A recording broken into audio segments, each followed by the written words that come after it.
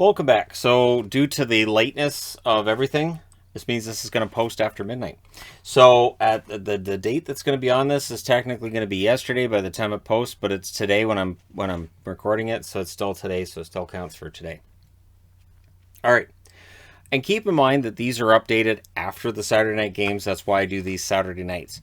Because I've seen some people comment on things that happen in a week that is actually outside of when the power rankings are done. So they're done from the Sunday after the power rankings are posted until that following Saturday night. And that's when I talk to all you fine people about where everybody is. All right. Top 32 this week, and we got some movement this week. We got more movement this week than we did last week. Absolutely. Number 32 dropping 2 spots this week, Philly. For Philadelphia, really, and I know, they win a game today, but they've had so many problems, and Montreal's had this really nice winning streak, so Montreal's no longer 32nd. Arizona had a half-decent week as well. Just ends up being Philly at the bottom. They could easily move out of that bottom spot next week. They probably do. It's the first time they've been at the bottom of the board. Is this all year? Nope. They were there before. They've been there once. Yeah, once. So this is only the second time they've been at the bottom. They'll get out of it. They'll get out. Number 31, dropping 3 spots from last week. The ups and the downs of being a Buffalo Sabres fan, right? Again, the Sabres, they play well, they stay competitive in these games, and they ultimately lose them. And if you want the best chance for drafting early, that's kind of how you want it to look. You want it to be a situation where the team looks okay, but they're losing. And that's kind of where Buffalo's at right now. So, with their current record, we know they're not making the playoffs, and they end up 31st this week. So, 28th last week. I hope they enjoyed, they partied in their own way to celebrate being 28th last week. Number 30, dropping 3 spots from last week as well. Rough week for a few teams, and Seattle ends up 30th. I would not be entirely surprised with the way things have unraveled for Seattle if they end up 32nd next week. Have they been 32nd yet? They've been 31st. They have been 32nd once. They've been 32nd. So we'll see whether or not they end up back down there, but for Seattle, it either feels like they're not getting the scoring, or they're not getting the defense, or they're not getting both. So for Seattle, it's been a long, pretty rough season. At least there's less than half of it left. There's about 30 games left, and it's done. And then you can start thinking about next year. And the beauty of that next year is you're undefeated until the games start getting played. So you can start talking about, well, we're going to be better, and you can make up your own reasons why. Number 29, moving up 2 spots from where they were last week, Arizona. Arizona, they stay in the game, and they win a game over Vegas that, should they have? Maybe not. But they find ways to win enough games that they stay competitive, at least to the point where they're not at the very bottom of the board. And so I've been impressed at times with what Arizona's been able to do. Now they've picked up Nick Ritchie. He's in their lineup. Who knows? Look at Travis Boyd. Travis Boyd has scored a bunch. Gostisbehere's turned his career around there. Maybe Nick Ritchie scores a few goals for them over the next couple of weeks, and they flip him for something else at the deadline. It would surprise no one if that actually happened. Arizona, it's all about the transactions and trying to make things better for next year. I will talk in a news video tomorrow about, apparently there was a meeting between the players, the PA, the ownership of the Coyotes. May not have gone entirely well, but at least for the power rankings, hey, they're up to 29th. Number 28, up 1 spot from last week, New Jersey. So, if they won that game against Chicago, odds are they're higher on the board, but they don't win that game against Chicago. They did beat Pittsburgh, which prevented Pittsburgh from making the move up this week that some may have hoped. So New Jersey, playing spoiler at times, but that was a rough game against Chicago. At least the scoring seems to be coming around. Nico Hischier seems to be rounding into form. And for New Jersey, things look hopeful for next year. My fingers crossed on that one. Next up at number 27, up 5 spots from last week. And I guarantee you their fans are going to think, wait, where are we? We have to be at the bottom, don't we? Montreal's won 5 in a row. And I think what's impressive is, like, the game against Ottawa tonight, I never really had any doubt about whether or not they were going to win that. I just felt like they were the better team out of the gate, and they had a very good game. Hammond had a good game. Things are going all right for Montreal right now. Does it cost them a draft lottery position? Are they going to end up being, at lower odds of winning the draft lottery? Sure. Is that the end of the world? Not really. Not with this draft class. There's going to be some very solid picks in this draft, and Montreal's guaranteed to hit on at least one. So we'll see how things go from here for Montreal. But yeah, the number 27, and I would not be entirely surprised with other playing under Marty St. Louis if they pull themselves into that second row. I remember, I want to say 3-4 years ago, there was where Arizona had a miserable year. And by the end of the year on the power rankings, I had them all the way up to, I think it was 18th, because they were winning games, they were competitive, they were doing really well. They were way out of a playoff spot. There was no chance they were going to make it, but they were playing well. Montreal could do that this year. All right, next up, number 26. Same spot they were last week, and that's Chicago. So for Chicago, they continue to roll along. They're below 500, not making the playoffs, clearly. And Fleury, does he move at the deadline? What happens with Fleury? We'll see. For Chicago, it's been a long year. It's kind of staying that way. Number 25, also in the long year category, and now in the bottom row. And it feels like they might be here for a while, and that's the Islanders. I don't think they've been in the bottom row for a while. Let's see. 23. It's been about five. Well, that'd be 6 weeks. Probably about 6 weeks since they were in the bottom row for the Islanders. And again, they come out of that game against the Kings tonight. They were good in parts, but in general, it's a misfire right now for them. And they're so far out of the playoffs that the games in hand don't really matter. The team that they were chasing, which was Boston, now it would be Washington, they're just getting further and further out of the playoff picture. So we'll see what happens next year. I do wonder if management will take it and go, you know what, this is just an off year, it's fine, things will get better next year, or if they'll actually make proper changes. That'll be interesting to watch in the offseason and even towards the trade deadline, see who moves. But yeah, the Islanders back in the bottom row. Number 24, dropping 3 spots from last week, San Jose. Things for San Jose are also pretty dire. The loss they suffered tonight against Boston, I don't know what's more alarming, losing at home against Boston as they do, or the fact that they only had, 9 shots in the first 2 periods? For San Jose, it's been a steady climb backwards.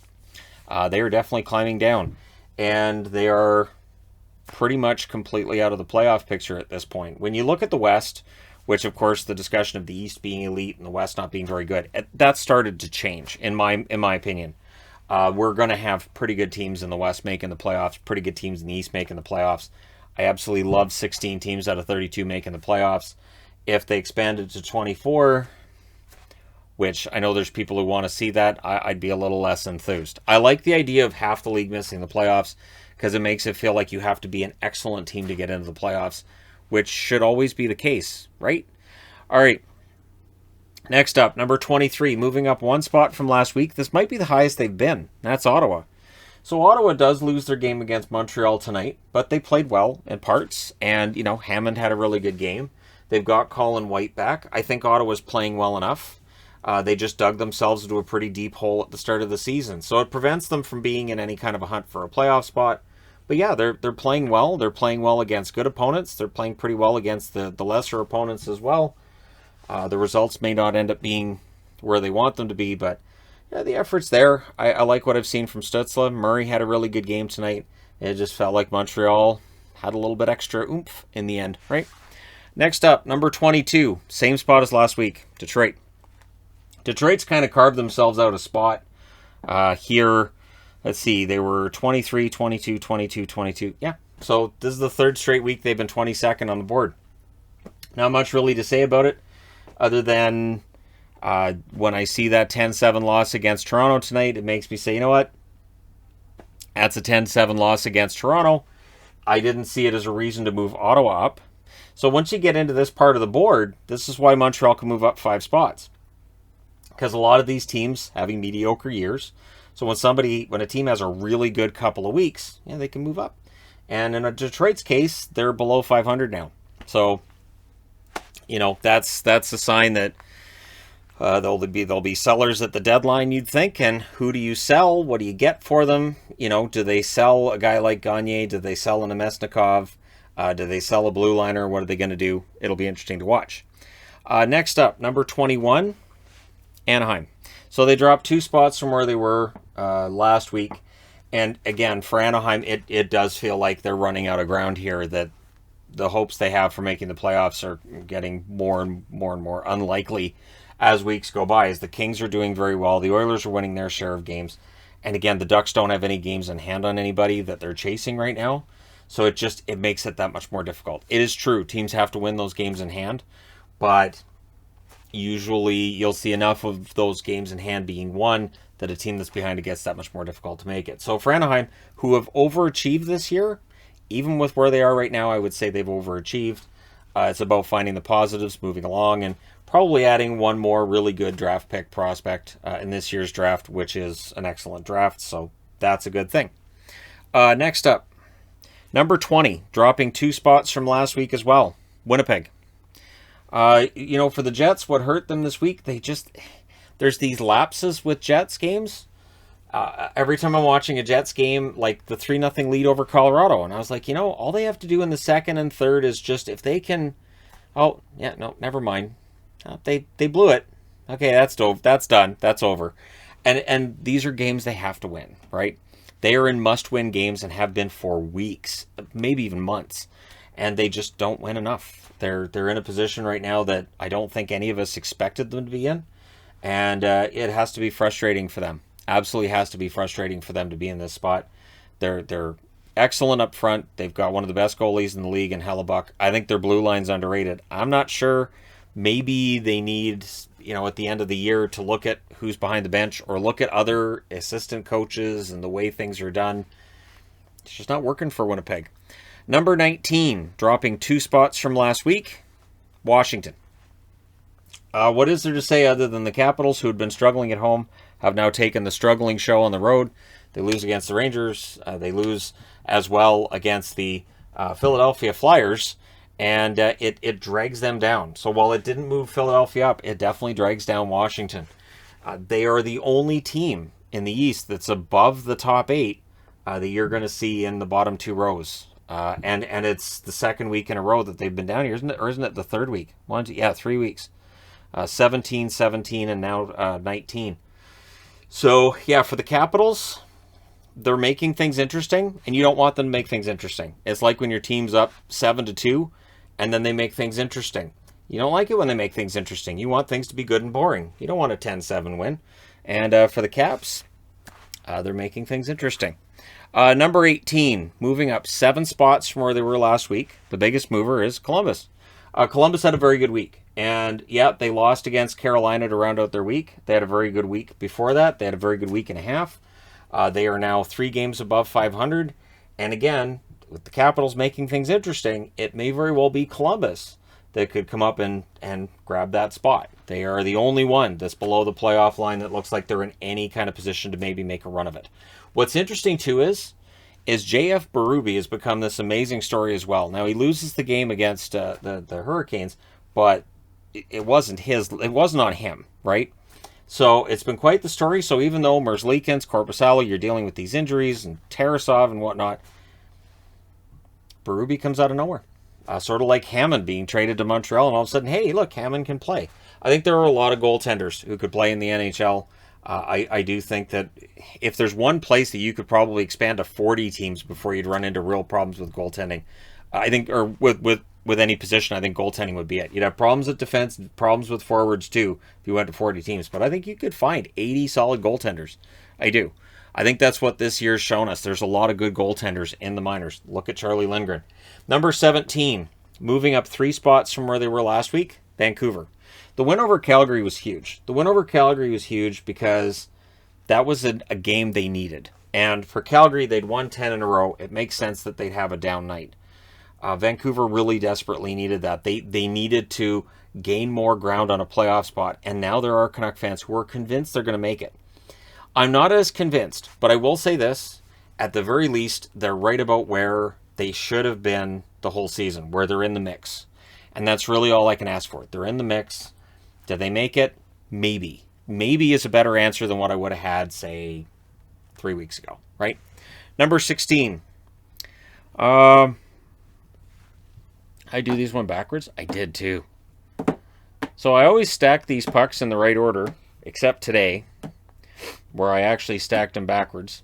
So number 16, good thing I realized that too, because if I put the team that's number 9 and number 16, boy, people would have been mad. I'll do that sometime as a joke. When's April 1st? Soon. All right, Dallas is number 16. So Dallas has had a decent run, but they drop one spot. They've had a good run though, and they drop one spot because they get passed. That's all it is. And for Dallas and Vancouver are probably going to end up fighting over the same playoff spot. If it comes down to one or the other, I think Dallas has a better chance of securing a first-round upset. That being said, Vancouver proved a couple years ago they're capable of an upset, and Demko's already shown that he can goalie another team. And Ottinger, I think, is ready to goalie another team too. So, yeah, teams I cheer for back-to-back right there. Yeah, and then 15, we do not have a team I cheer for in the next spot.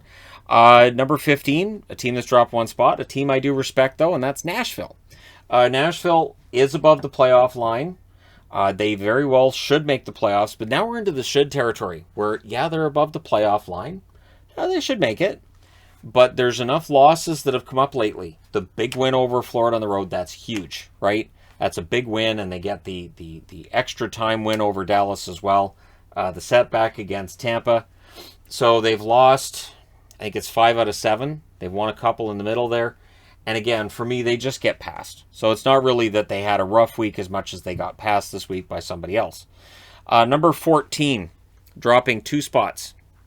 2 spots from where they were last week is Vegas. And the Vegas Golden Knights, I would say that if they have another week like this one, they're going to end up right down where Vancouver is right now. Maybe where Columbus is. Vegas is flirting with being below the playoff line. They are. Go look at the standings. Pause this video, go look at the standings, and then come back. Vegas right now is in a position they've never been in. They have to worry about making the playoffs. And Jack Eichel's been fine. He's been good. He's not the problem. But I think not having Stone in the lineup is a huge problem. Mark Stone is such a huge catalyst for this team. He is the engine for their forward group. He gets Pacioretty going. He gives them 2 really solid scoring lines. And again, it's not an insult to Eichel. It's a compliment to Stone. And with him out of the lineup, I really think it's showing. So there are those who will say, well, they'll just put him in the lineup for the playoffs. You have to make the playoffs, though. So there's got to be some pressure in Vegas to figure this out. There has to be. And approach the deadline to the point where you can say, all right, we will move guys out so we can pull Stone off the LTIR and get this roster going, because otherwise there's absolutely no point. None. Next up, number 13, dropping 5 spots from last week. It was a rough week for Minnesota, wasn't it? And, you know, Minnesota, they've had some ups and downs along the way, but that loss against Calgary tonight, that was a rough one. And they got outplayed really badly in the first period. They lost against Toronto. And so for Minnesota, they make that drop. I do think that they have a roster that can get them back into the top row. I'm starting to have questions about the goaltending a little bit. Just a touch, just a tad. But Minnesota is the biggest drop of the week, I do believe. Yeah, that's the biggest drop this week is 5. Outside of that, the biggest drop was 3 spots, which is down in this area. So yeah, that's a dramatic drop for Minnesota. Number 12, moving up 4 spots from where they were last week, Boston. Boston's playing very well on the road right now. It's not exciting hockey. It's not. I can't pretend that they're playing exciting hockey because I just can't. But they're playing hockey that's winning. And they're winning their games. They're picking up points when they need to. And they're now no longer the number 2 wild card, they're the number 1 wild card.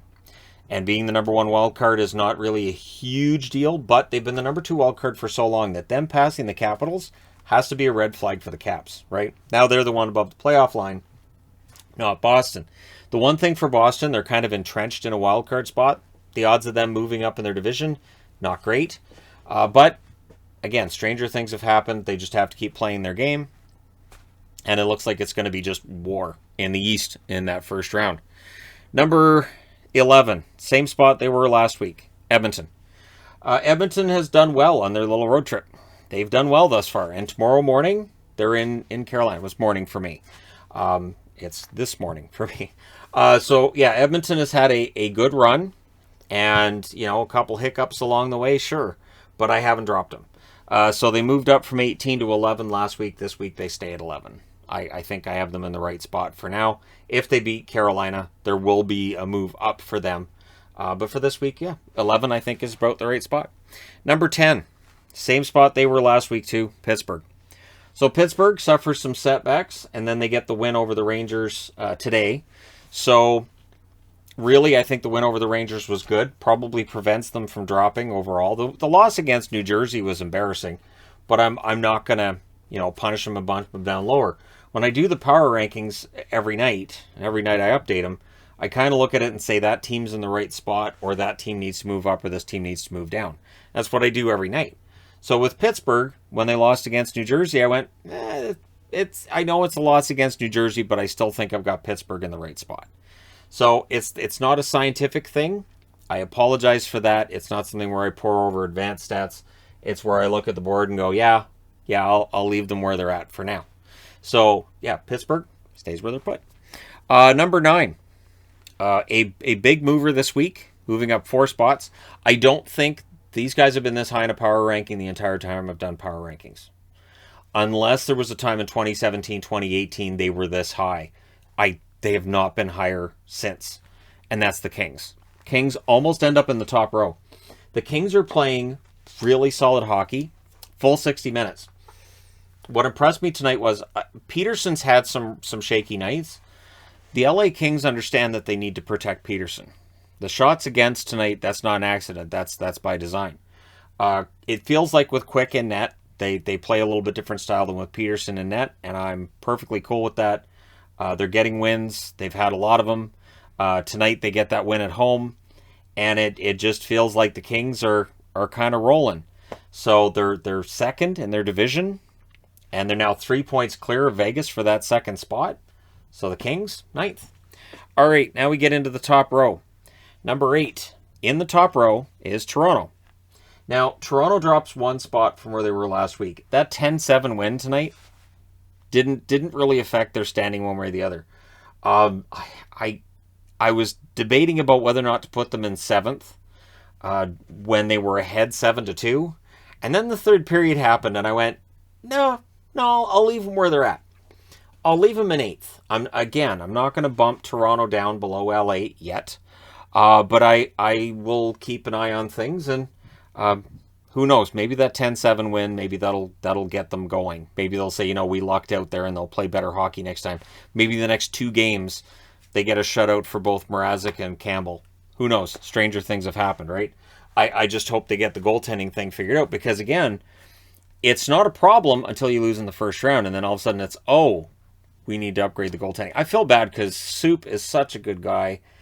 Campbell's a great goaltender. I really want to see him succeed. I do wonder. And again, I've said this, I thought they were overplaying him a bit early in the season, and Mrazek just, whatever we're looking for with Mrazek, it just doesn't seem to be there. Number 7, moving up 2 spots from last week, they're back in the top row. St. Louis. So teams drop out of the top row, and they might get back in. Pittsburgh's an example of a team that might get back into the top row. Minnesota, absolutely. While they're 13, they may get back in. St. Louis is back in. St. Louis is in a comfortable spot for the playoffs. They're not going to finish first. We are aware that the Colorado Avalanche are finishing first in that division. As I mentioned in the review tonight, they now have 82 points. They have a 500 season if they lose every single game in regulation from here. I think they only have to win like 6 more games out of their remaining schedule to pretty comfortably finish in the playoffs. I would think 94 points in the West probably gets you in the playoffs. So, St. Louis, they're going to make the playoffs, and then the question becomes one of, how is that going to work for them? Are they going to end up against Minnesota or Nashville? Who would they rather play out of those 2 teams? Or can Dallas maybe catch up because Minnesota's having some problems? Can Dallas get in there? There's some questions to be answered. Next up, number 6, New York Rangers. Same spot they were last week. For the Rangers, they did lose in the shutout fashion against Pittsburgh, but Shesterkin was great. And the Rangers are still, keeping pace. They're 1 point now behind Pittsburgh. They're third in the division, but the Metro is kind of crazy. So, yeah, the Rangers are having a good year. We'll see if they finish second or third. It feels like home ice should be important between the Rangers and Pittsburgh, but we've seen over the last few years, home ice sometimes doesn't matter at all. 2020 bubble playoffs, good example. Edmonton and Toronto going into the play-in rounds. Well, they're going to look at that. They're at home, so they've got an advantage on everybody. They're both out in the qualifying round. Number 5, same spot as last week, Calgary. So, I'm sure that there would be those who watched the Calgary-Vancouver game and thought, well, I'm sure Shannon's going to bust Calgary. He's been looking for an excuse to bust Calgary back down. Actually, I didn't move Calgary down. They had 10 wins in a row. So to take 10 wins in a row that pull them up to 5th and then say, well, that one loss means they don't belong there, I just didn't do that. So tonight, the game against Minnesota, that to me was the telling one, right? Where if they played against Minnesota and they had a bad game there, then they probably dropped to 7th, maybe dropped to 6th. But 5th, good spot for them. They're first in the division. It's getting kind of comfortable for them. Number 4, dropping 2 spots from last week, Florida. Not a dramatic shift, but definitely a shift. For me, Florida drops to 4th because I think the other 3 teams right now are playing a little better hockey. I think for Florida, they count on that change of momentum, and as the season goes along, it does get harder and harder to get that change of momentum because everybody's playing a little bit tighter. So those big comeback swings may not be happening for Florida as easily now. But do I think they'll adjust? Yeah. And they have so much firepower. They have an insane amount of firepower that we can look at a game and go, well, they only got 3 today, and mean it. That's kind of a down day for them. So I expect them to just bounce right back. I don't think it'll be a problem for them. Number 3, same spot as last week, Tampa. So Tampa wins the outdoor game. Tampa's had and again, they had a very uneven schedule because the 3-week period that they had to make up all those games didn't affect Tampa very much. Those games were all delayed, so they didn't play a whole lot.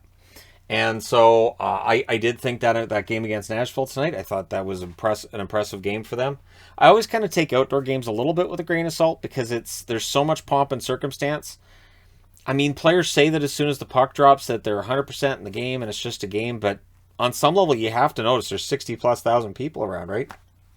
So impressive that Tampa's able to tune all that out. They win the game in impressive fashion. Their power play seems to be rolling, which is important for them. And Kucherov's rolling, which is also important for them. Number 2, moving up 2 spots from last week, Carolina. So I had a debate with myself on this one. Carolina ends up in 2nd place. They had a good week. They're playing very good hockey. There's very little to choose between these 3 teams. As far as I'm concerned, Carolina, Tampa, Florida, any of those 3 teams coming out of the East really wouldn't be seen as a surprise. Even though Florida hasn't won around in a very long time, if they go on a run this year and end up in the Stanley Cup final, it won't surprise anybody. Not as much as the 96 run did. That surprised everybody. But they're still second because still in first place is Colorado. Colorado showed weakness this week. They did. Colorado fell out of first place. Florida was first place on Sunday. I think it was Sunday. And then Florida ended up having a kind of a rough week. And so they kind of exchanged spots a little bit. And then as the weeks rolled along, Colorado's fixed it with the comeback win against Florida. And then tonight, a comeback win as well against the Vegas Golden Knights. So eventually those kind of run out for most teams. But again, they're 39-10-4. Colorado's playing so well. This has to be a record for the longest time that any team's been number 1 on my power rankings. Has to be. I remember Pittsburgh was number 1 for I think 4 or 5 weeks a couple years ago. Tampa had a long run at first, but I really think Colorado's setting new records. So this is 1, 2, 3, 4, 5, 6. That's the 6 power rankings in a row. So I think that's 7 weeks in a row that they have been number 1 on the power rankings, which is just, it's insanity. Again, there just doesn't seem to be much of a weakness. They lose a game, but then they win some games, and Florida had a down week after that. I think they lost 3 in a row in regulation. So Florida ends up down here. Carolina's the one team that is kind of breathing down the neck of Colorado, so they could be number 1 next week in the event of a down week from Colorado. But are any of us betting on a down week from Colorado or a down night from Colorado? Because, again, Winnipeg had them down 3-0, and I thought, okay, so they're not going to... And then they came back. Let me know your thoughts in the comment section below, as always. Don't forget to hit like and subscribe if you're browsing your way through, you just happened upon this video. Thank you guys so much for watching, for all your support. I will talk to you again soon.